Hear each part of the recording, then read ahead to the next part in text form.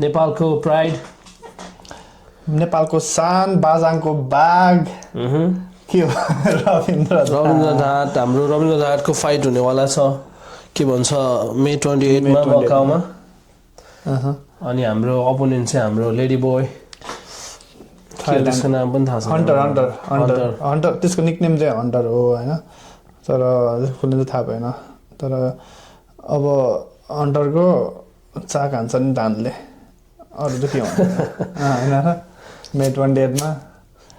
अनि त्यो चाहिँ रोड टु युएफसीमा हुँदैछ होइन। अब रोड टु युएफसी भनेको चाहिँ अलिकति नकआउट उस जस्तो हो, knockout for the contract, UFC contract. युएफसीमा पुगेको जस्तो चाहिँ होइन, त्यो चाहिँ एउटा फाइटर बिचहरूको 3टा फाइट हुन्छ धाटको, 3टै जित्यो भने चाहिँ युएफसी कन्ट्र्याक्ट पाउँछ, बिचमा आउट भयो भने चाहिँ नकआउट क्या।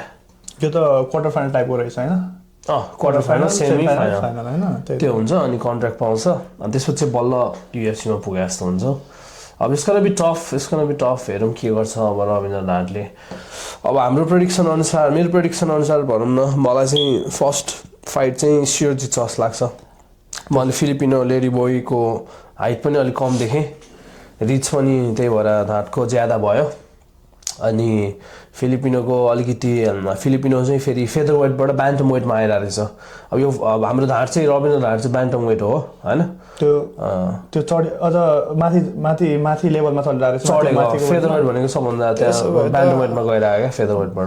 त्यसो भए त इजिली जित्न सक्छ नि होइन। त्यसको अनि अर्को चाहिँ के रहेछ भन्दाखेरि अझ कति 10 फाइट, 2जनाकै 10 फाइट रहेछ टोटल फाइट चाहिँ खेलेको होइन, तर लस चाहिँ धेरै रहेछ। त्यो लेडी बोयको एउटा लस भइहाल्यो, प्रोफेसनल लस, त्यो वान च्याम्पियनसिपमा भएको थियो।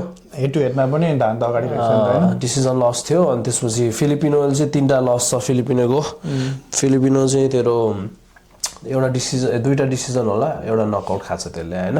त्यही भएर मलाई चाहिँ फर्स्ट फाइट चाहिँ जित्छ जस्तो लाग्छ। तर धारको खास गरी फाइट चाहिँ म्याटी इयन भन्ने अस्ट्रेलियनसँग स्केड्युल भएको थियो होइन।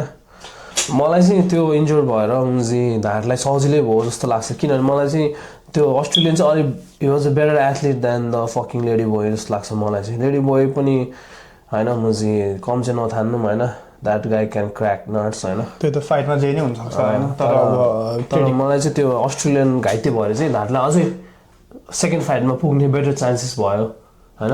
त्यही त अलिकति त्यो अस्ट्रेलियन थियो माथि आयो। अस्ट्रेलियन अलिकति गाह्रो, अस्ट्रेलियन रेस्लर पनि थियो, गुड पनि थियो, त्यसको फिजिक्स हेरेको हाइटी पनि थियो फेरि होइन, धात जत्तिकै थियो होइन। बेटर फाइटर पनि थियो, रेकर्ड पनि राम्रो थियो, बेटर फाइटिङ रेकर्ड। अनि त्यो फिलिपिनो सजिलै भयो। अब लेट्स सी के हुन्छ हाम्रो रोड टु युएफसीमा। अब धेरै दिन छैन, अब कति 7 दिनमा त फाइटै छ, 7 दिनमा त फाइटै छ होइन। विल अब लाइभ रियाक्सन त्यो बेला लाइभ स्ट्रिम पनि गर्छौँ होला। कुन दिन त्यो दिन 28 भनेपछि मेबी स्याटरडे हुनसक्छ, मेबी स्याटरडे होला। स्याटरडे यतातिरको बिहानतिर हुन्छ होला 10 बजेतिर, मेबी यतातिरको 10 बजे हुन्छ होला। तर त्यो इन्ट्रेस्टिङ हुन्छ त्यो फाइट। त्यो फाइट जित्यो भने त्यसपछि 2टा फाइट जित्नु पऱ्यो। त्यसपछि त अस्ति त्यो भ्यानले भने जस्तो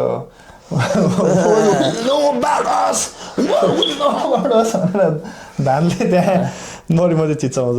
अब आश गरौँ भन्न पऱ्यौँ होइन। त्यही त आश गर्ने त हो नि, सबै कुरा पनि त आश गर्ने त हो नि। अब लेडी बोय पनि त के थाहा, अब हामीले अब भने जस्तो अब रुल आउट गर्नु भएन होइन। अब त्यो पनि अलिकति ट्रेनिङ गरे यताउता, त्यो पनि फेरि उसै छ, भर्सटाइलै रहेछ, रेस्लर पनि राम्रै होइन, डिसेन्ट होइन, त्यो स्ट्राइकिङ अफ भर्सटाइल। अनि मेन चाहिँ ऊ चाहिँ अलिकति अट्याकिङ रहेछ, कम फरवर्ड आउने, अट्याकिङ हुनै पऱ्यो होइन। तर त्यो चाहिँ अट्याकिङ चाहिँ कसैको डिफेन्सिभ स्ट्राटेजी हुन्छ नि त होइन।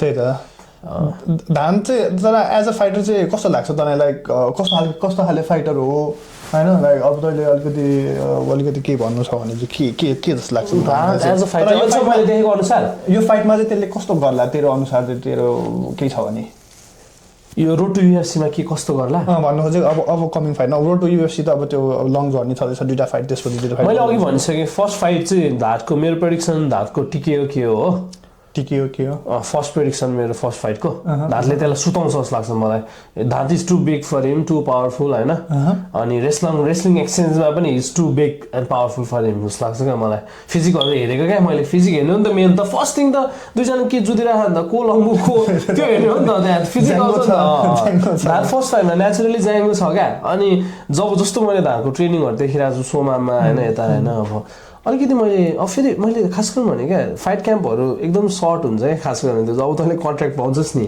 अहिले हेर्नु अब कर्नरको फाइट अनाउन्स गर्यो होइन 1 महिना त छ कोच मुजी अब कोचमा भ्याकेसनमा जान लागिरहेको रहेछ होइन त्यो त्यहाँ कोचले मेसेज गरेर क्या shit I already book my family vacation त्यो रिट्विट गरेर क्या direct I already book I need to cancel my trip now भनेर चाहिँ अब तेरो भनेपछि कति अब 2 महिना ट्रेन गर्छ जुलाईमा फाइट छ जुलाईलाई 11मा जुनहरू चाहिँ 1 महिना त 1 महिना पनि छैन क्या सर्ट हुन्छ क्या त्यो ट्रेनिङ क्याम्प अनि अब धातको नि मैले अस्तिसम्म त्यो होइन फाइट सुरु हुँदाखेरि भनौँ न अलमोस्ट 1 महिना अगाडिसम्म त्यो नेपालमै थियो जस्तो लाग्यो त्यो भिजाहरू के भइरहेको तिनीहरू नेपालमै पडकास्टहरू गरिरहेको थियो क्या अनि त्यही भएर फाइट क्याम्प चाहिँ त्यसको लामो भएन जस्तो लाग्यो मलाई चाहिँ आई डोन्ट नो बिचमा पनि गरिरहेको थियो अब रक एन्ड रोल पनि गरिरहेको थियो होइन फाइट क्याम्प भन्नाले अब त्यसको फाइट त अनाउन्स भइसकेको थियो नि त सोमामै चाहिँ क्या सोमामै पनि अब त्यसरी त्यो स्पेसिफिक होइन त्यसको भइरहेको थियो होला नि अब त्योभन्दा अगाडि नै अनाउन्स भइसकेको थियो नि त फाइटहरू सायद त्यो उता ट्रेन गरेर नेपाल आएको थियो अनि फेरि पछि गएको हो होइन फर्स्ट अप्लाई गर्न आएको थियो होला ट्रेनिङ अब राम्रै भयो होला होइन मैले सोचे अनुसार अब राम्रो ट्रेनिङ भएको छ मैले भन्न खोजेको चाहिँ किनभने देखेँ अनुसार फुटेजहरू होइन त्यही भएर चाहिँ फर्स्ट फाइट चाहिँ सुड गेट इट त्यो भन्दैमा अब सजिलो त हुँदैन